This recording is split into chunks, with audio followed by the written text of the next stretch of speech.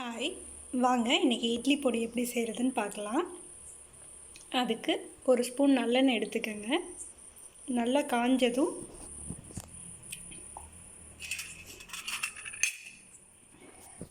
நான் இந்த மாதிரி சின்ன சின்ன துண்டுதான் பெருங்காயம் எடுத்து வச்சுருக்கேன்.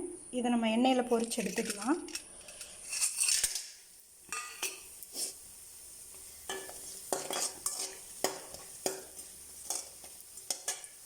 பாருங்கள், இந்த அளவுக்கு நல்லா பொரிஞ்சு வந்துருச்சு. இதை நம்ம தனியாக ஒரு பிளேட்டில் எடுத்து வச்சு இந்த மாதிரி கோல்டன் ப்ரௌன் கலர் வந்தோன்னே தனியாக எடுத்து வச்சுக்கோங்க.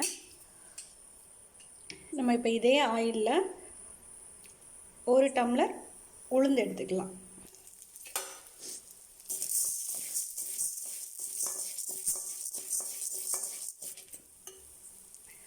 இது நம்ம லைட்டாக பொன்னிறமாக வர வரைக்கும் நம்ம வறுத்து எடுத்துக்கணும். உளுந்து நல்லா கோல்டன் ப்ரௌன் கலரில் வந்துடுச்சு. இப்போ நம்ம அது கூட ஒரு அரை கப் கடலைப்பருப்பு சேர்த்துக்கலாம். இதையும் அது கூட நல்லா பொன்னிறமாக வறுத்து எடுத்துக்கணும். பாருங்கள், இப்போ எல்லாமே நல்லா கோல்டன் ப்ரௌனில் வந்துருச்சு. இது கூட நம்ம பட்டை மிளகாய் சேர்த்துக்கலாம். நான் ஒரு 100 கிராம் எடுத்திருக்கேன்.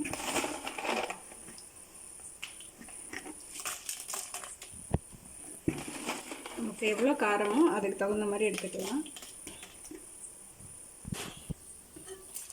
நம்ம இதை வந்து ஒரு 10 நிமிஷம் வச்சு இதை வறுத்து விட்டுக்கலாம். அப்போ தான் கருகாமல் கலர் சேஞ்ச் ஆகாமல் நல்லாயிருக்கும். பாருங்கள், நல்ல கோல்டன் ப்ரௌன் கலரில் வந்துடுச்சு. நம்ம இதோட ஸ்டவ்வை ஆஃப் பண்ணி வச்சுட்டு நம்ம தேவையான அளவு உப்பு சேர்த்துக்கலாம். அதில்